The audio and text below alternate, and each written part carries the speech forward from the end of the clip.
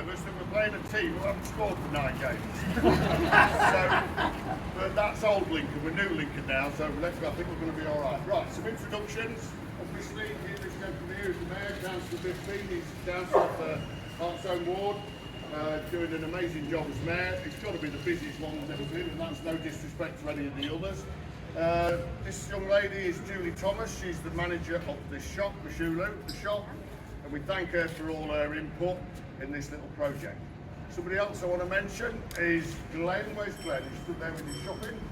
Glenn Chambers, Lincoln City fan, who sourced all this, including, got a flyer there, there's a photograph of the Monson Arms, the original place where Lincoln City were formed. And Glenn started all this as a Lincoln City fan. So a lot of things in the football club are started by the fans, and this one certainly wasn't.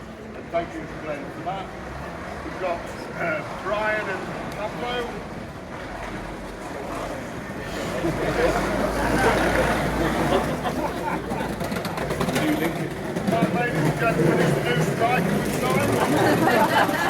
He's not to the game. We've got it.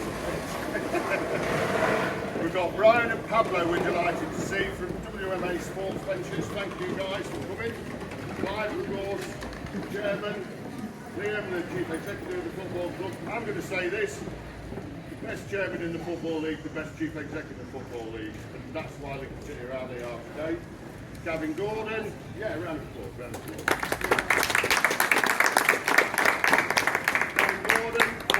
Striker, somebody sold him for Cardiff for a huge amount of money, but he's now a fantastic chairman of the Former Players Association. Welcome, Gavin. Damien's here, other people from the club. If I've missed you out, I do apologise. Jez George, of course, director of football, doing a fantastic job. So some thank yous, a couple of little thank yous to Julie, of course, for all her work in the thing. You're going to be a guest at a game, so you're going to have to wear that.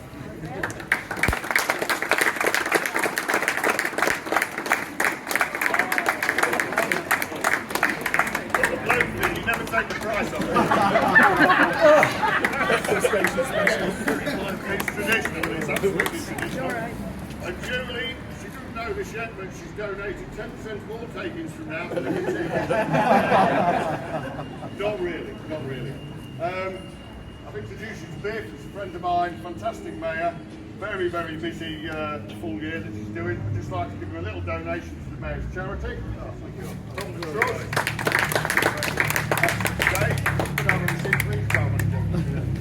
We've got trust colleagues here, people from the trust, Mandy, Steve, Richard, Kirsty, I think that's everybody. Fantastic job that they do. And I'd also like to thank Quest.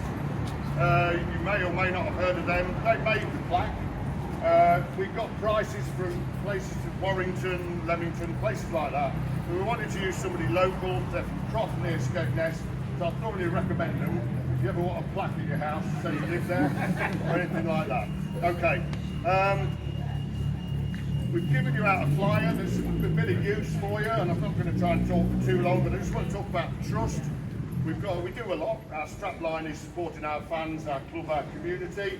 So there's lots we do, and I'm not going to bore you all with that. But we do have a little heritage remit, which we're very proud of, which we want to develop more, and we're going to develop it in partnership with the club.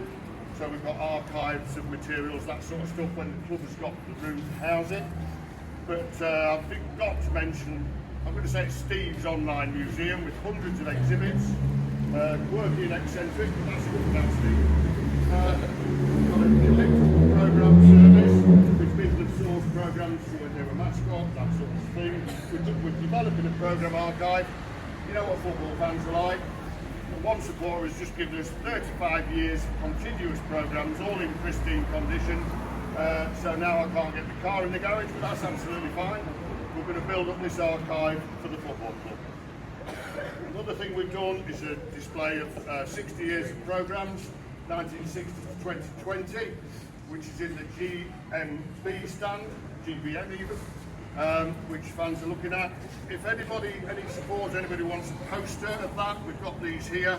They're free. If you want to make a donation to our charity partner, that's fine, but there's some posters here if anybody wants one. And that's another of our little actions. We're currently looking at a display for the John O'Gorge ground. which is the new name of our gold member section, of which Mandy represents on the board of directors. Got other plans with in partnership with Lincoln Museum and stuff like that. But in terms of why we're here today and the home of Lincoln City, I think it's probably best that I read out of two books.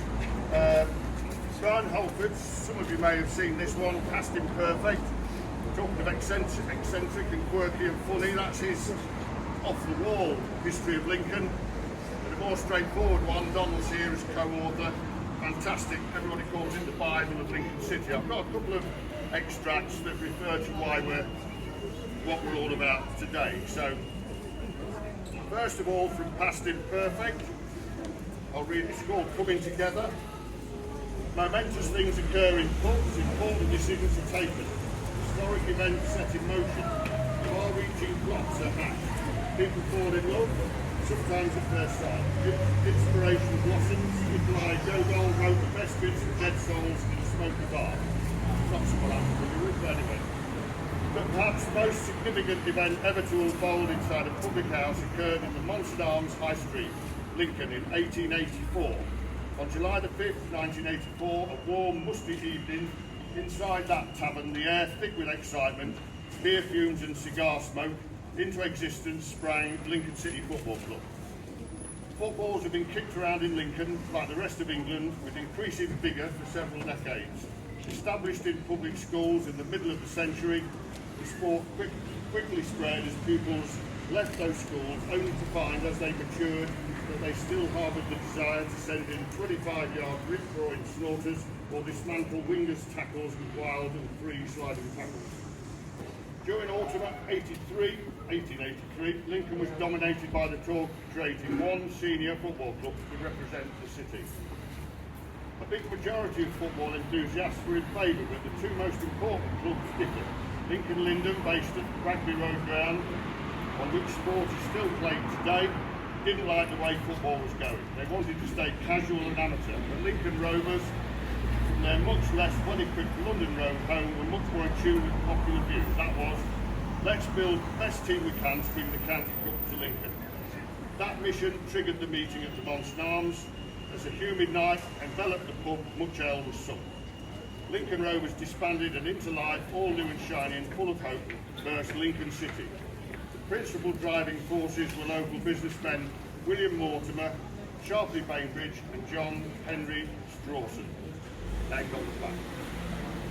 The three men bound together the rampant interest in this exciting new sport and translated it into Lincoln City Football Club.